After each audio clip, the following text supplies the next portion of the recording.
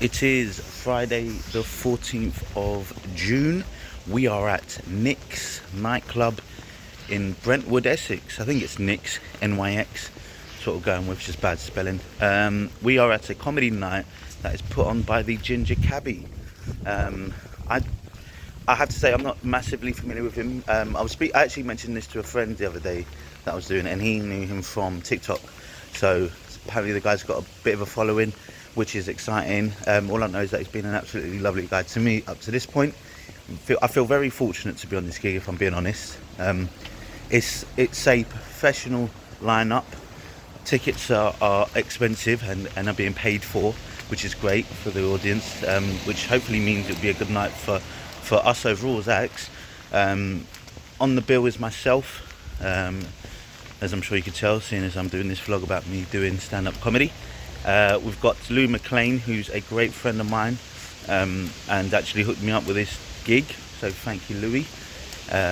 And we have Josh J, who is I think he's been doing it for about 10, 11 years, fucking superb stand-up comic.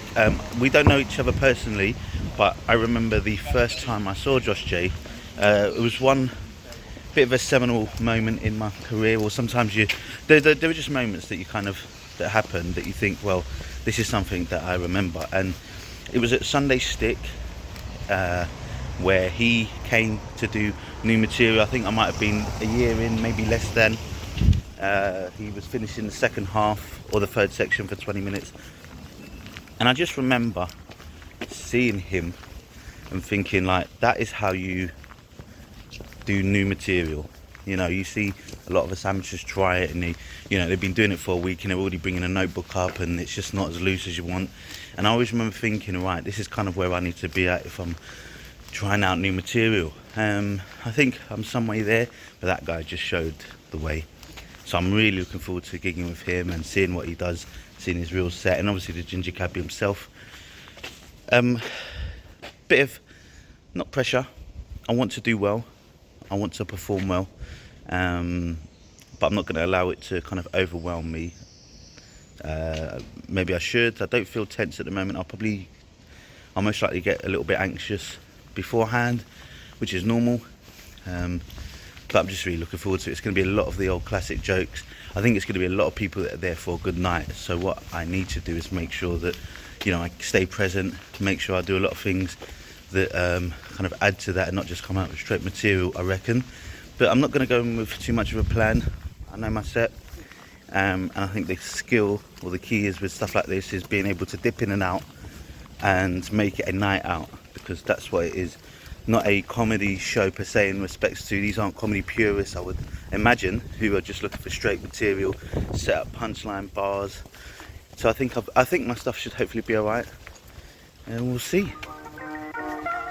Should be a good one, I reckon. I hope so. Please be.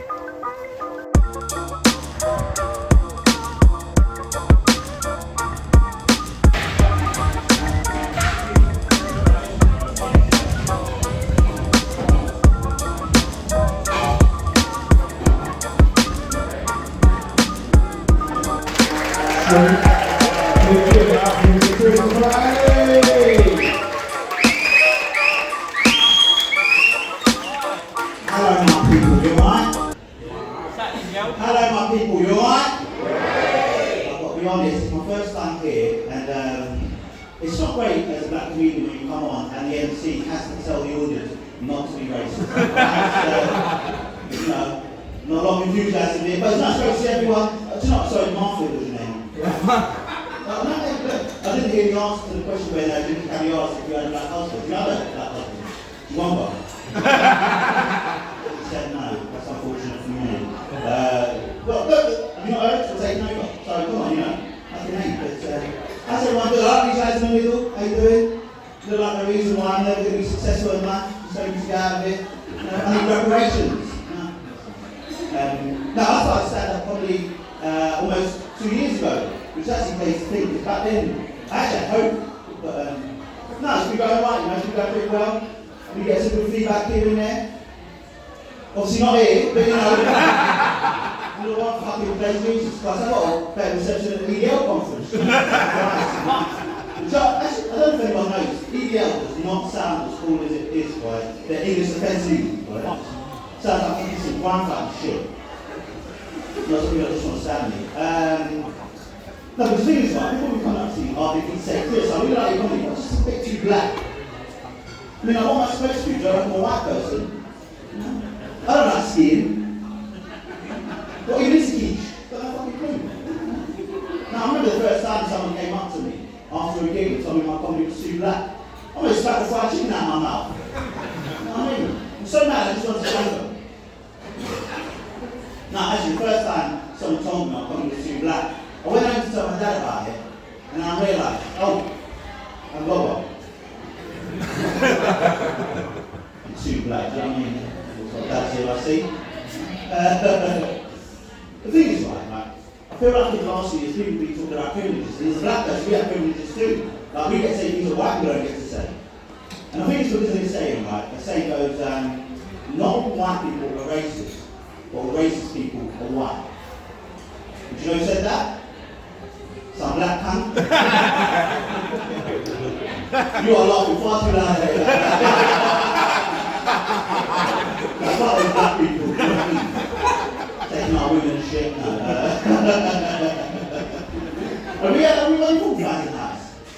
Yeah, who's that? Arsenal. Arsenal, yeah, come on here. Big football fan, big football fan.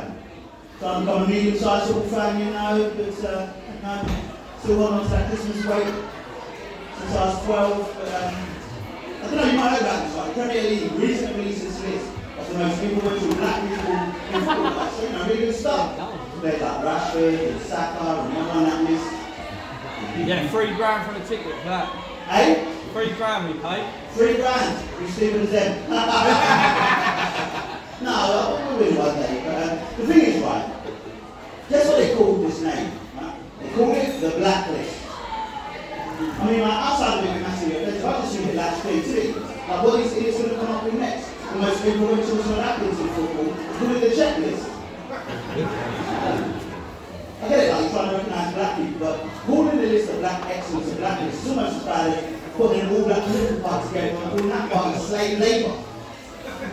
Alright, that's a good fucking joke, right? It's a good work, yeah. Come on, they're even nodding, yeah. Laughs will do. No, but I've got fat kids. And I'm a fat adult. To be honest, I did not see that coming. But no, it's like, when you're a fat kid, right, people, all they ever say to you is, don't come in, you'll go out of it.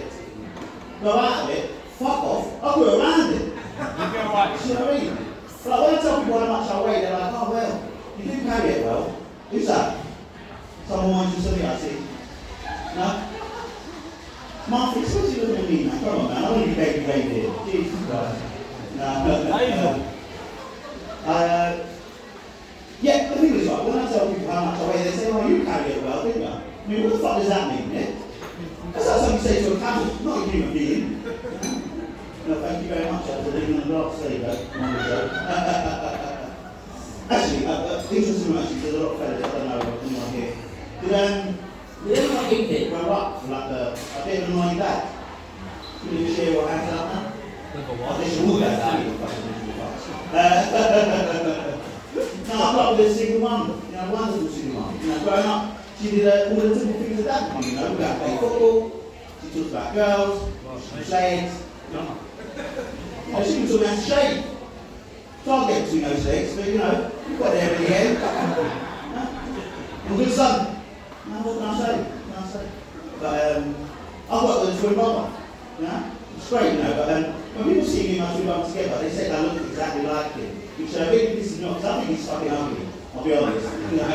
But when he came out today, right, I'll be honest, it's really not surprising, you know, because all the time there, you know, we used to play games together, we used to play doctors and nurses, you know the game we play like different characters in hospital. Guess who my gay twin brother always wanted to be? That's Beyonce. But when he came out today, he came out when he was 18 years old, straight, you know, so with friends, family. The only problem I had is I'm a big homophobe. Big homophobe. trying to come a medium-sized homophobe, you know, because what a bad time to come in. I'm not homophobe, you know. I'll be honest, I used to buy fake gay guys. I'm not fucking homophobe. The thing is, that's what, how do you guys do? What's your name? You want to how are you? Yeah, well, I was feeling like I was up here and then everyone was just looking at me like I'm in an exhibition, so we're doing alright, we're doing alright. What's your name? Amy. It's her what? It's her. Her name's 49. Oh, yeah. I'll do apologise. What's your name? Amy. And it's your birthday today, is that right? Oh, right, there you go. Why are you so late? You look like me. No. Yeah. I feel like in the last years, people try to recognise black people like living ways, right? And they turn BAME. That got cancelled. So one I never understood was the same person of colour. How did that get through? Obviously none of you get it because you're white. But, well, orange, but the thing is, right, like, the term person of colour means someone that isn't white. Now for me, any term that puts me and Lucy Lou in the same category, that's got to be a mistake, right? You know, she's a 5'2" Asian woman that looks like she can fit in most women's pockets. And I'm not, you know?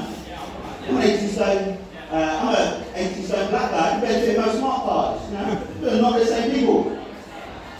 You know? I don't know about you, like, the term colour, for me, going like the Disney version and the N-words. You know? Yeah, like this movie set during segregation times, you know, before people realise black people go to school.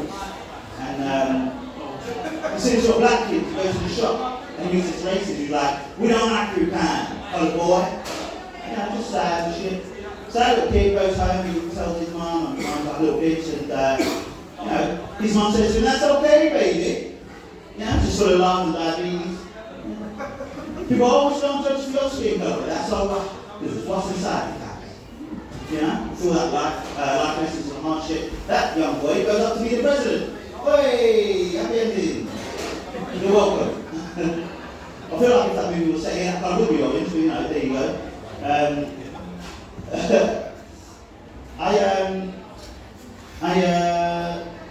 Sorry, apologies. I think I've totally blanked out, so I'm just going to chat shit for a little bit. How you guys doing over here? You're the only guy that seems to be laughing. What's your name, man? Jack. How you doing, Jack? Jack? Jay, fuck me. What's wrong with my hearing? You're better than this, right? Jay, that's why it's better. What do you do, Jay, for a living? Diddy, gas engineer. Sorry, I won't hear you, like, Diddy, I'm hard to hear. Gas engineer. So, how's that going? Good? Yeah, what do you do for, what do you do, like, residential and offices and shit like that? This is not interesting. I work for a building manager, so I'm looking for some traders. Usually they're quite foreign, so I don't really use you, but that's all right. You haven't got those fat fingers that tradesmen have. Do you? Yeah. No, that's all right, really. I'll be honest. Do you know what? You guys are in for an absolute treat. You've got some great acts ahead of you. I've been Chris Ali. Thank you very much.